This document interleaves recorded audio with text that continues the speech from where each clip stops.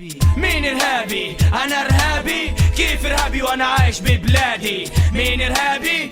أنت إرهابي. Bueno, pues bienvenidos, bienvenidas a esta segunda oportunidad del primer taller de la serie sobre el materialismo histórico.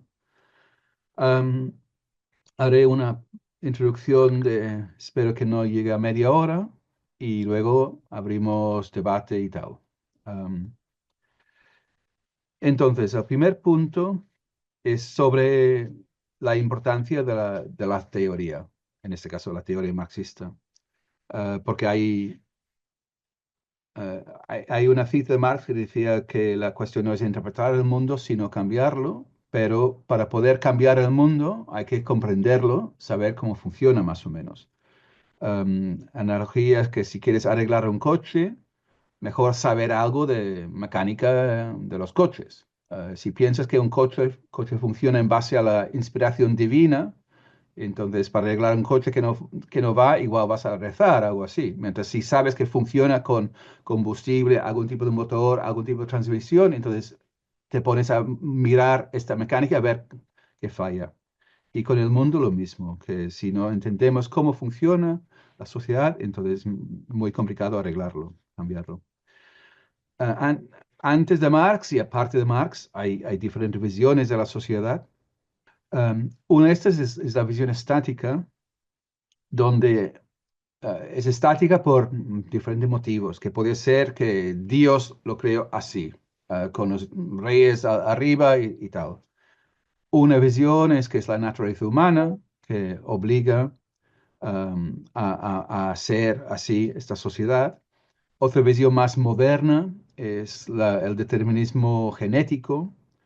Um, pero con todas estas visiones estáticas fallan porque a lo largo de la historia, en diferentes partes del mundo, ha existido sociedades muy, muy diferentes. Entonces no puedes decir que es porque es así, porque Dios manda, porque la naturaleza humana manda, porque si se producen tantas sociedades diferentes, esto no puede explicar cómo es.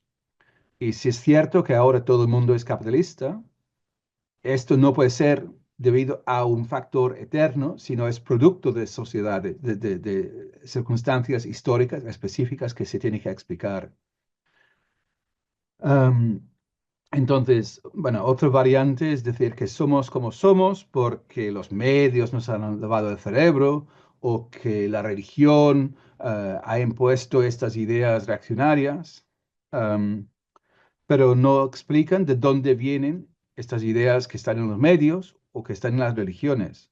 O sea que al final acaban dando como un poder supernatural a la religión, como una cosa por encima de la sociedad. En fin, y finalmente está la visión de donde partió Marx, que fue la visión de Hegel, un filósofo de principios del siglo XIX, que confieso que no he leído en persona.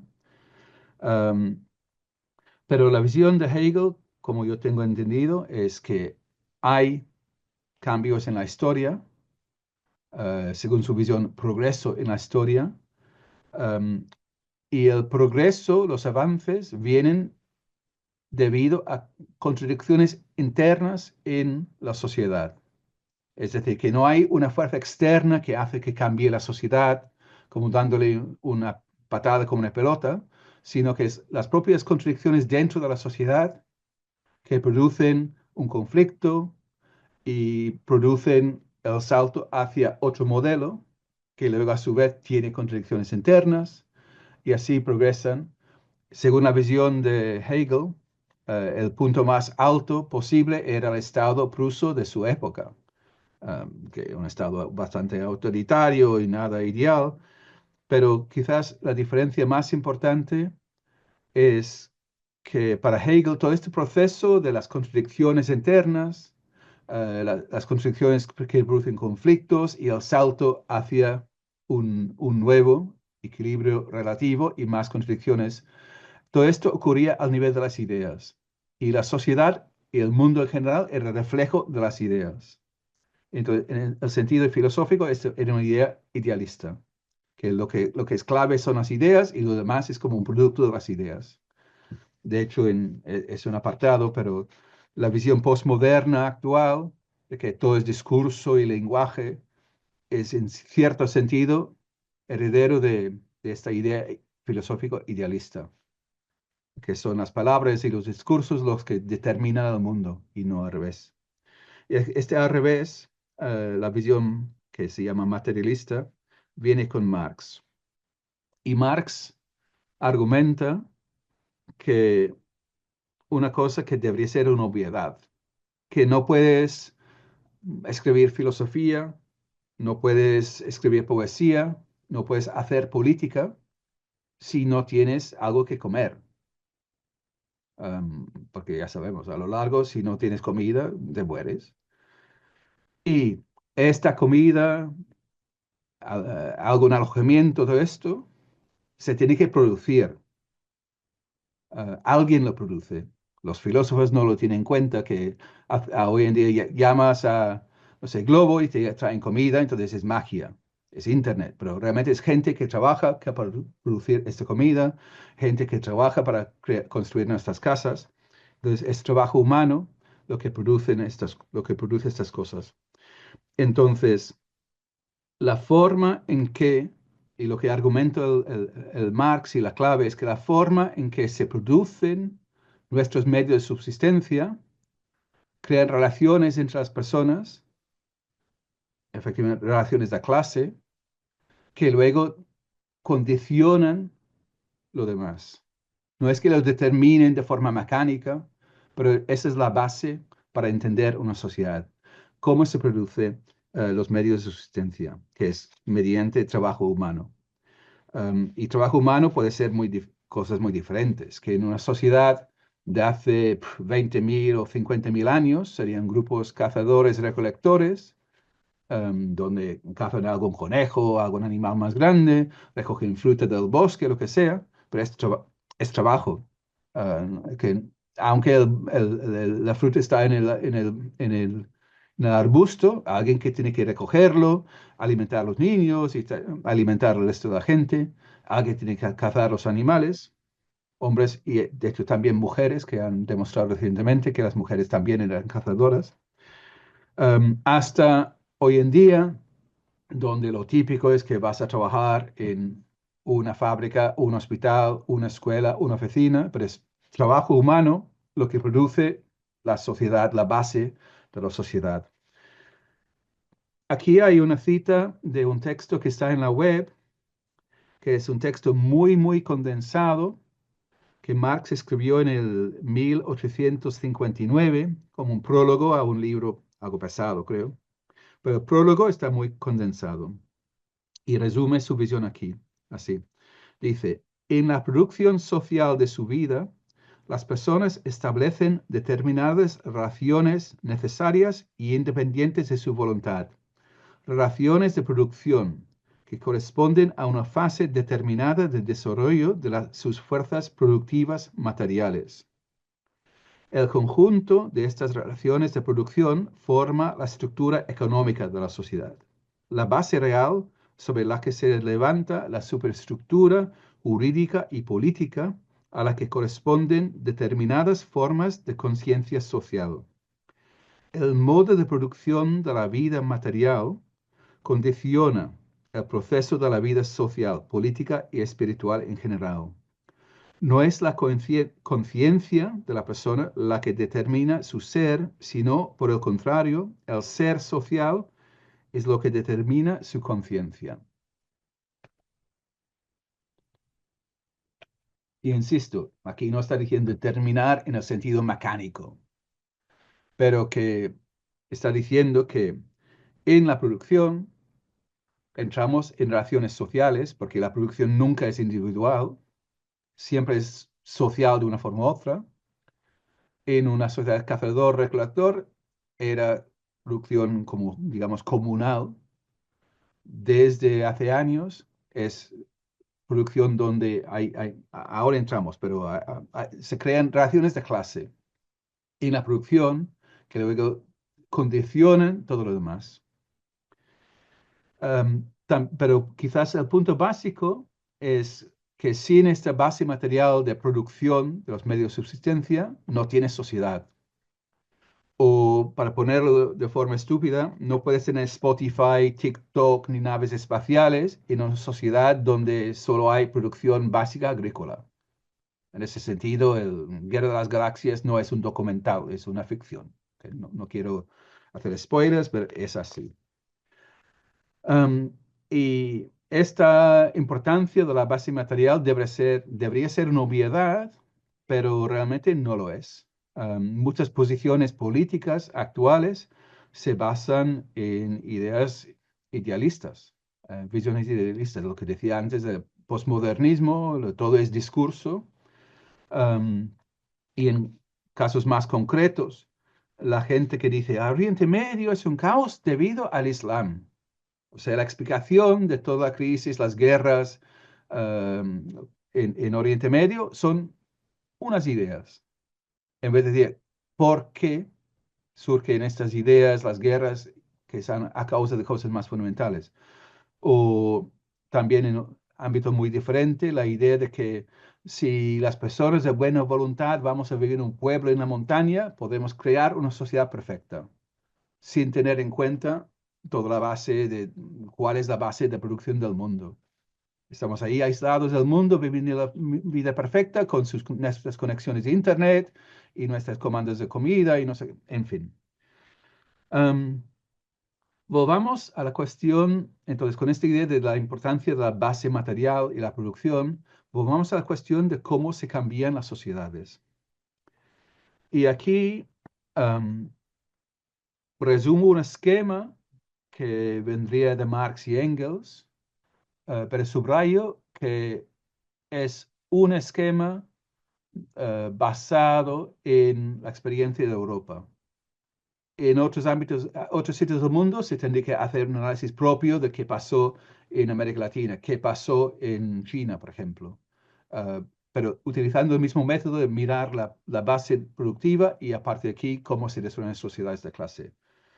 Um, Pero sí que durante decenas o centenares de miles de años, y esto es creo que en todo el mundo, había sociedades cazadoras y recolectores que he comentado antes. Aquí las personas vivían en grupos bastante pequeños y nómadas, porque no podías tener una sociedad de miles de personas viviendo de esta forma, juntas. Estos grupos se movían de un sitio a otro, porque si habías recogido toda la comida y cazado todos los conejos y tal en una zona, pues pasabas a otra zona. Estos grupos no podían producir un excedente porque si habías matado a muchos conejos, pues no podías arrastrar conejos contigo por todo el campo durante meses, ni toneladas de comida. um, Ni tampoco tenían la capacidad de cazar tantos animales a la vez. Um, ent- no podían producir accidente, y digo, porque el sistema productivo no daba para eso y no podían llevar riqueza acumulada en sus viajes.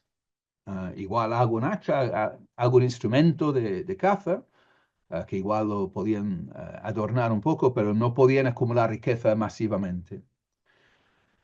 Luego se produjo lo que se llama la revolución neolítica. Hace quizás 10 o 12 mil años empezó, cuando se dio el paso a cultivar la comida.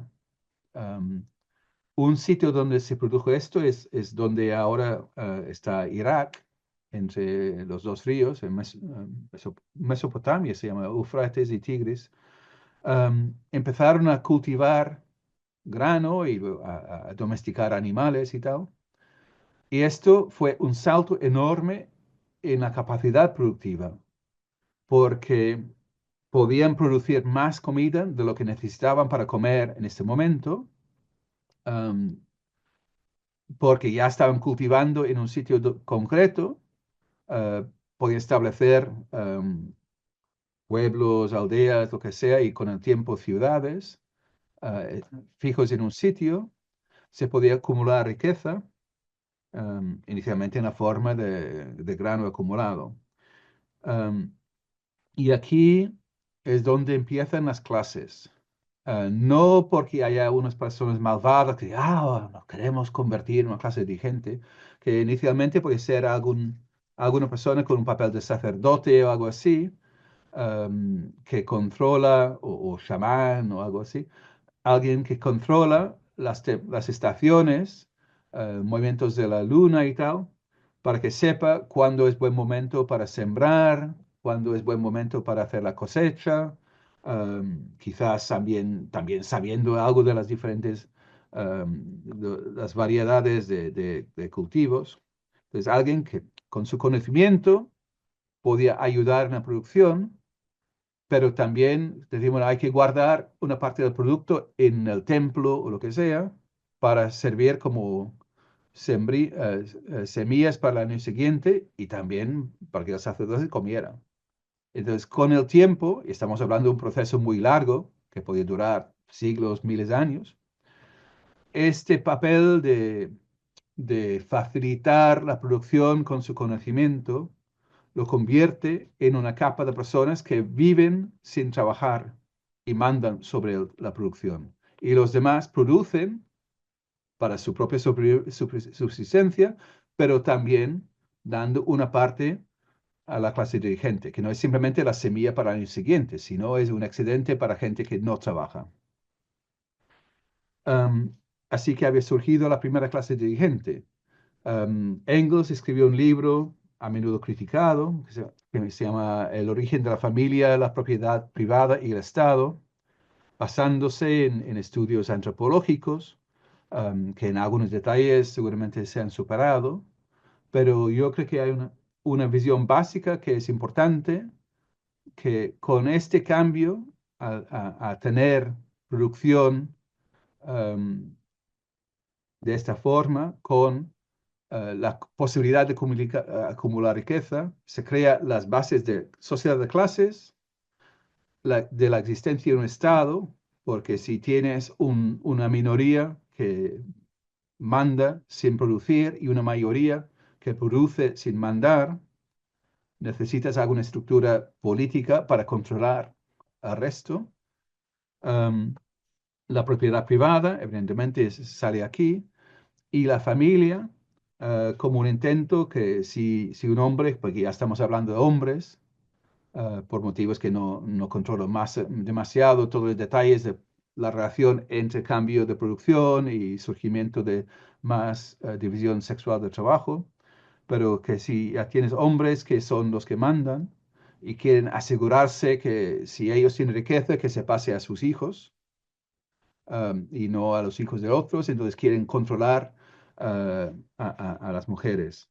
Entonces la familia como un modelo de control de género, de una forma que en las sociedades cazadoras recolectores igual no existía una cosa de familia de un hombre y una mujer y tal. Um, Entonces, más allá de los detalles que se podía equivocar Engels en ese momento, la visión de que la familia, el Estado, la propiedad privada no son cosas eternas, sino son producto de una fase determinada de la sociedad y en base a la producción. Um, entonces, sin entrar en demasiado detalle, porque tampoco controlo todo, um, un punto clave sobre este salto de las sociedades cazadoras y recolectoras la, a esta producción inicial agrícola es la contradicción del tema, porque en cierto sentido se había producido un gran avance, porque donde antes dependías simplemente de lo que podías encontrar en ese momento y si no pasabas hambre, ahora se podía acumular comida, um, daba la posibilidad de cultura, de muchos avances sociales y políticos potencialmente, pero también el mismo salto adelante, en cierto sentido, había producido clase social, una clase dirigente, la presión de las mujeres, um, todas las contradicciones de una sociedad de clases. Y este es algo que veremos en muchos otros ámbitos de la sociedad, al menos en el análisis marxista, y yo creo que es así. O sea, las contradicciones de las cosas, que no es simplemente que bien se vivía anteriormente y qué terrible este salto a la producción. No es esto. Pero tampoco es qué magnífico, ahora todo está solucionado porque podemos acumular riqueza. Pues tampoco. Y esta contradicción lo vemos una vez tras otra. Tendré que ir un poco más rápido. Volvemos al texto este que cité antes de Marx, de 1859. Y digo que está en la web y se puede leer y releer. Es como masticar una cosa lentamente que te da, te da mucho sabor. Decía, al llegar a una fase determinada de desarrollo, las fuerzas productivas materiales de la sociedad entran en contradicción con las relaciones de producción existentes, con las relaciones de propiedad dentro de las cuales se han desenvuelto hasta ahí. De formas de desarrollo de las fuerzas productivas, estas relaciones se convierten en trabas suyas y se abre así una época de revolución social. Entonces, mirando ejemplos, que Marx, insisto, aquí hablando de Europa, hablo de diferentes épocas, diferentes sociedades de clase, las sociedades antiguas de esclavismo, en Grecia y Roma, por ejemplo, luego del feudalismo y luego el capitalismo. Y en el feudalismo, que tampoco soy experto, pero había, simplificando, había amos, los señores en sus castillos y tal, y siervos. Y los siervos tenían su parcela de tierra donde trabajaban para su propia subsistencia, pero también tenían que trabajar unos días a la semana, al mes, lo que sea, en las tierras del Señor, o bien tenían que entregar una parte de su cosecha al Señor. Entonces, aquí la base de la sociedad de clases. El feudalismo no era una sociedad muy dinámica, pero sí crecieron ciudades, surgieron artesanos que producían cosas para vender, que pueden ser cosas de lujo para la clase dirigente quizás, porque imagino que los siervos no tienen mucha capacidad de compra. Pero estos artesanos, que si les iba bien la cosa, podían empezar a emplear a otras personas y tenías los inicios de una burguesía. Burgués significa vivir en la ciudad. Am, con el tiempo, estos incipientes burgueses podían desarrollar nuevas técnicas de producción, porque ya no estaban simplemente en el ámbito de un siervo con su buey o su caballo produciendo para alimentar a su familia y al señor, sino estaban produciendo para vender y si podían aumentar la producción y tal. Entonces, dentro de la sociedad feudal, sin que nadie hubiera metido desde fuera, intentando cambiarlo desde fuera, simplemente la misma lógica interna, la contradicción interna de la sociedad feudal, con los amos y los siervos, crea la existencia de los artesanos que luego se convierten en algo que podía superar el feudalismo. Las contradicciones internas de la sociedad. Y como decía el Marx en esta cita, las fuerzas productivas que se habían desarrollado dentro de esta sociedad empiezan a romper los límites del feudalismo. Todo esto del feudalismo, que cada uno en su lugar, uh, que una sociedad donde si naces señor, si naces lord, eso es lo que vas a hacer. Si naces siervo, esto es lo que vas a hacer. En realidad sigue siendo bastante lo mismo en capitalismo, pero al menos potencialmente, si naces tal, en teoría puedes llegar a ser lo que sea. En la práctica es otra cosa, pero no es, no tiene la misma rigidez que en una sociedad feudal. Hay más posibilidades de cambio. Entonces, esto crea la posibilidad de avance social y económico, avance muy contradictorio, como siempre, pero no es algo como automático y gradual que las fuerzas productivas van desarrollándose y se produce el cambio casi sin que se note, sino es un proceso revolucionario. Las revoluciones burguesas. El primer ejemplo es algo que casi no sé nada de ello y la mayoría de la gente no sabe nada. La ruptura con el Imperio Español de la República Holandesa o de los Países Bajos. De hecho, también aquí es interesante, es una parte, que el oro que habían extraído, robado de América Latina, llega a España y van comprando lujos desde lo que es ahora Holanda. Entonces el oro acaba aquí y contribuye a la creación de una burguesía en Holanda que luego rompe con el imperio español. Y es la primera revolución burguesa.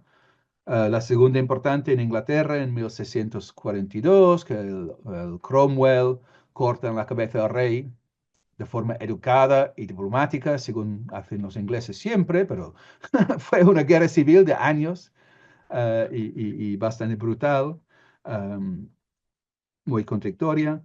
El caso más famoso, que es la Revolución Francesa de 1789, son revoluciones burguesas que de hoy en día la burguesía intenta encubrir el hecho de que llegaron a poder gracias a revoluciones violentas y cortando cabezas. Pero es así. Estas revoluciones, este salto hacia el capitalismo es muy contradictorio, igual que la revolución neolítica y todas. Um, pero no se podían explicar estas revoluciones en base a la religión. Estos son católicos y estos son protestantes. No, hay que explicar por qué surge el protestantismo desde la base material. No de forma mecánica, no es que el Lutero fue obligado por condiciones económicas a ir a hacer tal cosa, pero que los cambios económicos y en este sentido materiales crearon una situación que posibilitaban este salto hacia otra sociedad que luego se expresó de diferentes formas, en esa época bastante de formas religiosas, pero fue un cambio, un conflicto social de clase, no fue un conflicto religioso. No fueron procesos automáticos. No es algo que simplemente un proceso sin sujeto, sino que dependía de las personas en conflicto. O sea, en la Revolución Inglesa de 1640 y pico, el Oliver Cromwell jugó un papel clave en empujar adelante esta revolución. También había grupos más radicales que querían acabar con toda desigualdad, que intentaron, pero no lograron. Entonces, es la combinación de las condiciones materiales, pero después las condiciones específicas en que se luchan, quién se organiza mejor, quién tiene más éxito, quién tiene suerte, estas cosas. Entonces, las revoluciones no son una cosa predeterminada. Las condiciones materiales crean la posibilidad, incluso la necesidad de dar este salto, pero no producen el resultado que queremos.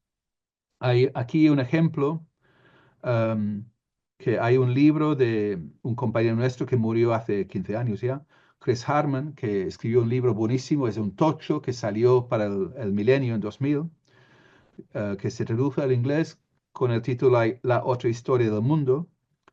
Um, y habla bastante de Europa, pero también incluye capítulos sobre India antigua, China antigua, y comenta que en China, en el Imperio Chino, 4 siglos antes de Cristo, era una sociedad mucho más avanzada que Europa de la época, y había surgido algo parecido a una burguesía incipiente, mercantes y tal. Um, Hay historias increíbles de barcos enormes que viajaban por el Pacífico llevando y trayendo productos, que podían haber sido el salto hacia lo que se convierte en algún tipo de sociedad capitalista. Pero la sociedad china y el Estado chino de los imperios, los emperadores, no sé qué, era más fuerte, más organizado, entonces podían contener este intento de esta incipiente burguesía de dar el salto a otro modelo social. Paradojas, que fue la fuerza y la solidez de esta sociedad en ese momento que impidió el salto hacia el capitalismo. En Europa, hace 500 años, digamos, fue la debilidad y el atraso de Europa y el viejo sistema en Europa lo que permitió que la burguesía rompiera con esta sociedad. Entonces, el gran avance hacia el capitalismo, el progreso, la superioridad europea, bla, bla, bla, se debe al atraso del continente europeo. Durante siglos, incluso miles de años, Europa fue el trastero, sitio sin cultura, si no se traía vía al andaluz y cosas así. Y otra vez las constricciones de la sociedad, que ahora intentan encubrir porque la eterna superioridad europea no es mentira total. El capitalismo pudo surgir debido a la debilidad de la sociedad europea y el caos que existía. Entonces, llegando a una conclusión para cerrar, porque ya he cumplido mi media hora. El marxismo es, el materialismo histórico es un instrumento, una herramienta para ayudar a entender una sociedad. Pero como una herramienta, no te hace el trabajo por ti, sino que es una herramienta que te ayuda a hacer el trabajo de analizar una sociedad dada, que sea de Europa o sea de América o de África o de Asia, de una época u otra. Es una herramienta que te ayuda a mirar qué hay que mirar. Empiezas a estudiar lo que dicen los reyes y los jefes y sus ideas y sus religiones, o empieza a mirar quién produce, cuáles son las relaciones de clase que surgen en esta producción, y a partir de aquí entender quién manda y qué ideas tienen. Es una forma de estudiar, no es el resultado ya hecho.